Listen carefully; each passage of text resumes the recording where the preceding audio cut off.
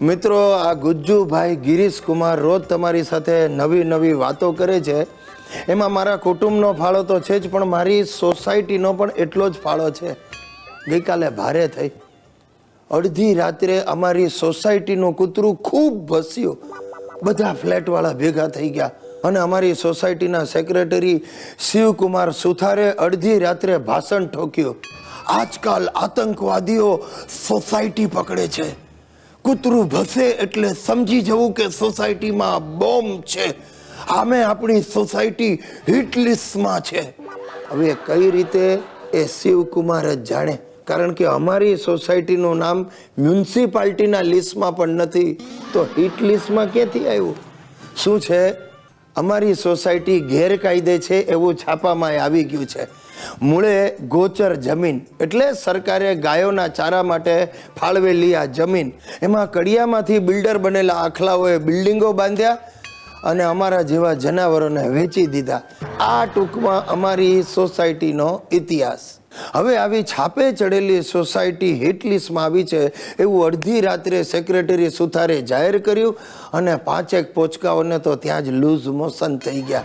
2-4 ડોસીઓને તાળીઓ તાવ ચડી ગયો. મારા બાપુજીએ મારો હાથ ખેંચ્યો. ગિરિયા, જ્યાં ત્યાં જતો નહીં, સાચવીને રહેજે. દાદાજીએ વળી હાથ ખેંચ્યો. ગિરિયા, અજાણીને અડતો નહીં. મેં કહ્યું, દાદાજી અજાણીને નહીં, અજાણી વસ્તુને બોલો. આમાં સુસલી મને મારી નાખશે.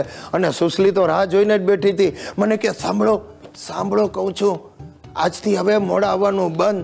તમે આમે મંદ બુદ્ધિના છો. કોઈ ગમે તે ખાવાનું આપે તો ખાતા નહીં.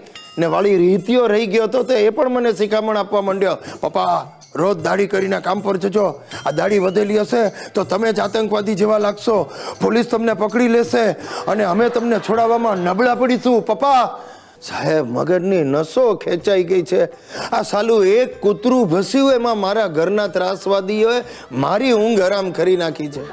મિત્રો, એક સેલિબ્રિટી તરીકે હું તમને નાનકડી સલાહ આપું છું.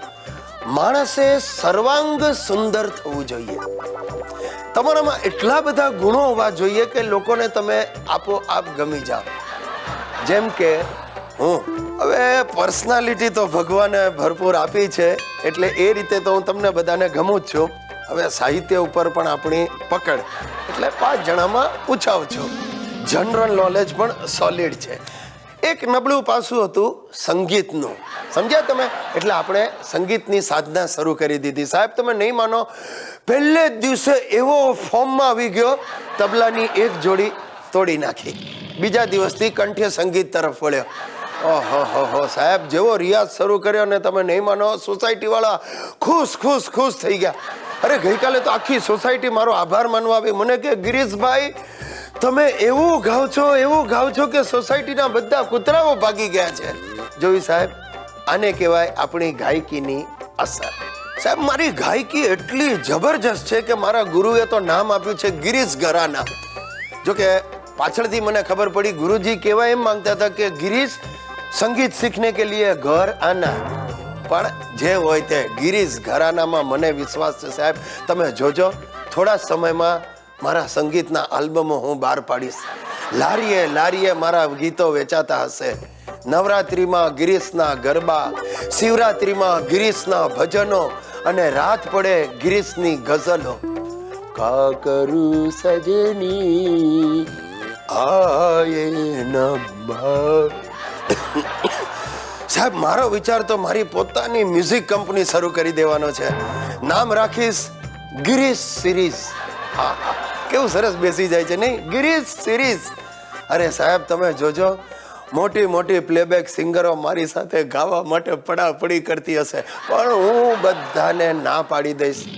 બસ એક જણને છોડીને, બચ્ચન સાહેબને હું ના નહીં પાડી શકું. શું છે, બચ્ચન સાહેબ સાથે છે ને આપણે બચપણથી જ લેણા દેણી છે.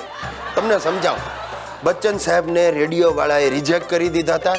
મને રેડિયો વાળાએ ઝાપામાં ઘૂસવા નહોતો દીધો. હવે બચ્ચન સાહેબને 60 પૂરા થઈ ગયા તો એ હજી ચાલે છે, અને આપણે 60 હજી વટાવ્યા નથી તો એ પૂરપાટ દોડીએ છે. બચ્ચન સાહેબને એક બાબો, આપણે પણ એક બાબો. જોયું તમે?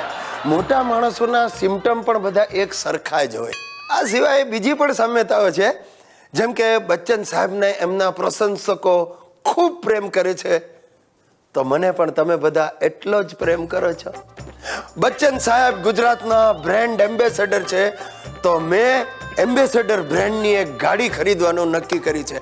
હવે તો કઈ કેટલી સામ્યતાઓ છે. ચાલો ભાઈ, હવે મને વધારે ઉશ્કેરતા નહીં. હવે મારા રિયાઝનો સમય થઈ ગયો છે.